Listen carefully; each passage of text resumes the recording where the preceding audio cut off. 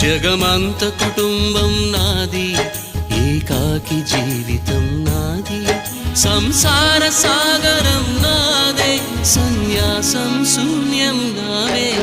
జగమంత కుటుంబం నాది, ఏకాకి జీవితం నాది.